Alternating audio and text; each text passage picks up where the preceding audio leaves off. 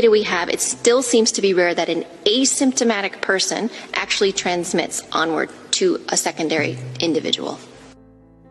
I didn't quite get that. Can I hear that one more time? I'm serious. I could not tell what you just said. From the data we have, it still seems to be rare that an asymptomatic person actually transmits onward to a secondary individual. Still didn't quite get that, but Dr. Samari went to medical school. He's been listening to doctors all of his life. Doctor, I believe the headline from the World Health Organization is asymptomatic people are not infectious. They're not going to spread the disease. Is that what the WHO is saying? Yes, that's correct, Greg. Look, you and I have been going at this since February of this year. We've covered more than hundreds of these segments on Newsmax TV. The most important segment about what we're going to be talking about COVID is probably tonight, because they're taking a 360-degree turn, and WHO is announcing, and this is a big news, that asymptomatic people out there are not contagious. Remember, because we didn't know who would be passing this virus or not, we made everybody do something called social distancing. This is a new word that you've heard of it, and it came to our life a few months ago. We made everybody across the board to wear masks. At the beginning, we said if you have symptoms, you wear the mask to protect others, and then we gave in because CDC and everybody kept changing back and forth.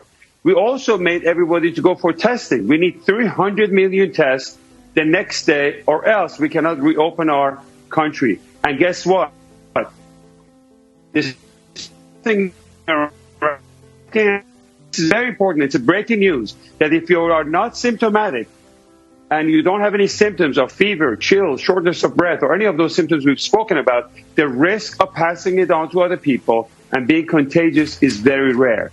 And studies like this comes from a very accurate tracing in countries like Singapore, contact tracing, and it's too bad that these researchers are not, the papers are not making it to Lancet, and mainstream media is not covering to the extent. This is probably one of the biggest news that we've had since coronavirus outbreak.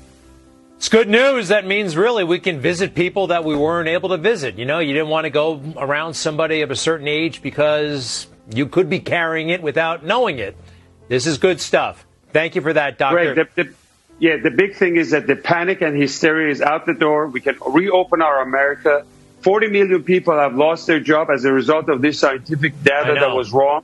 This is very big news for the country, Greg. Dr. Samari, I like it. And for the world, you know what? It's a pandemic all over the world. Dr. Samari, hopefully the future Surgeon General of the United States of America. I'm trying to make that happen. I think you'd be great down there.